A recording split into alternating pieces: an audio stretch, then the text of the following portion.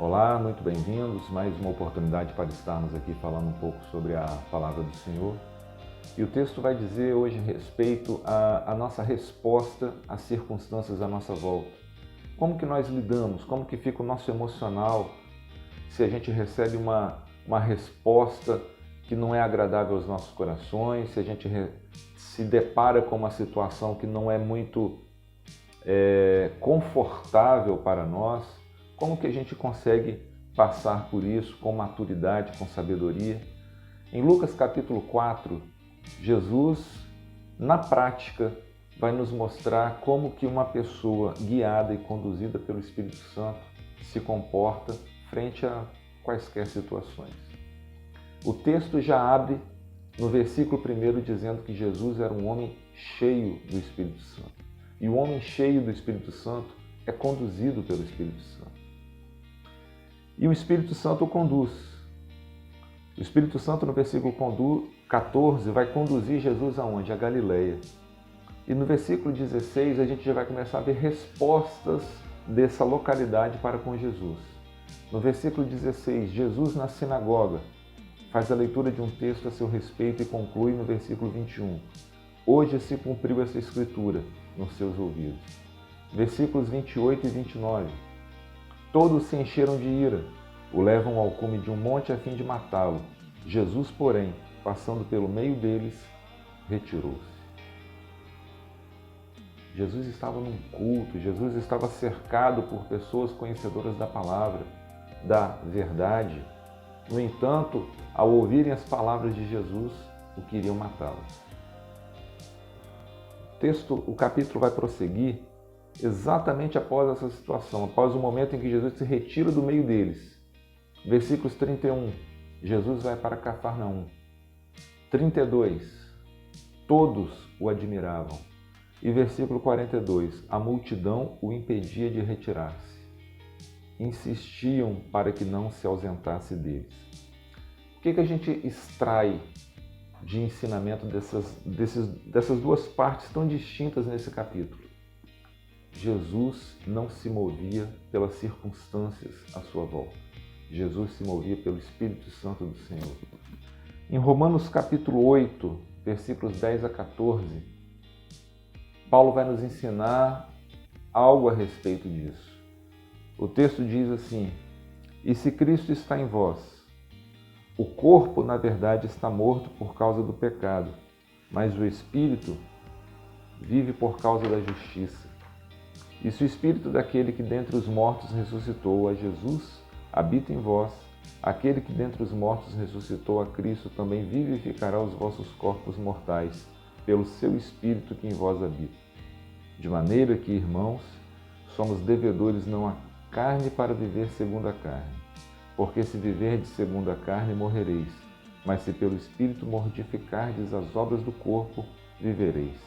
Porque todos os que são guiados pelo Espírito de Deus, esses são filhos de Deus. Não são as circunstâncias, não é porque a circunstância me é favorável ou porque a circunstância me é contrária que o meu caráter é modificado, que as minhas emoções são perturbadas. Ao contrário, uma pessoa cheia do Espírito Santo, uma pessoa conduzida pelo Espírito Santo, não se deixa levar pelas circunstâncias que estão à sua volta. Versículo 43 vai dizer assim: ele, porém, lhes disse, Jesus falando, também é necessário que eu anuncie a outras cidades o evangelho do reino de Deus, porque para isso fui enviado. Quer vocês concordem ou não, quer vocês acreditem ou não, quer vocês me persigam ou não, quer vocês me tratem bem ou não, a minha missão eu vou cumprir, doa quem doer.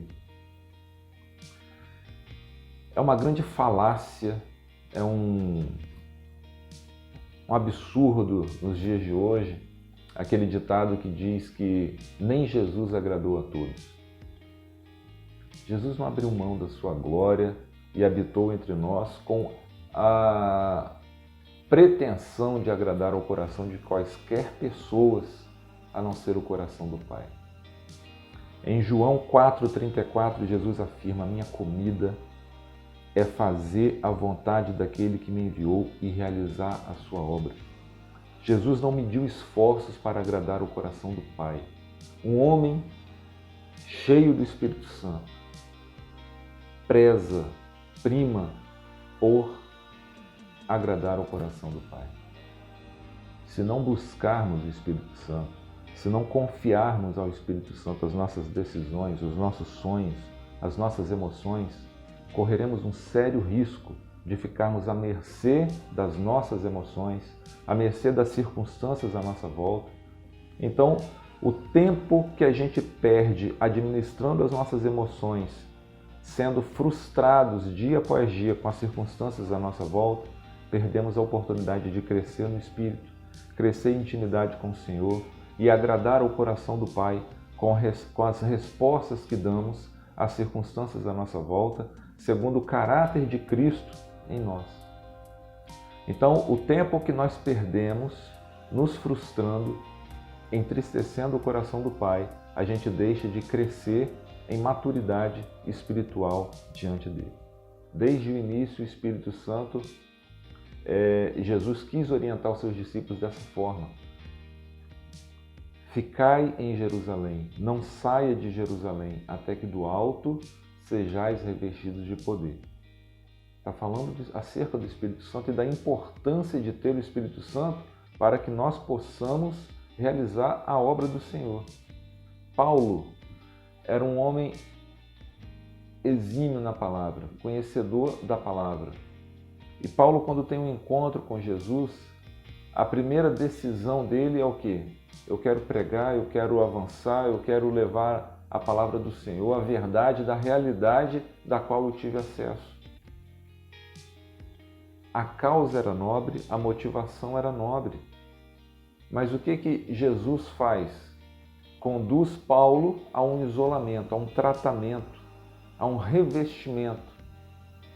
Somente depois, cerca de 14 anos depois, é que propriamente dito vai começar o ministério de Paulo. Então, irmãos, a gente tem que morrer um pouco mais. Nós temos que mortificar um pouco mais a nossa carne para que o Espírito Santo do Senhor prevaleça nas nossas vidas.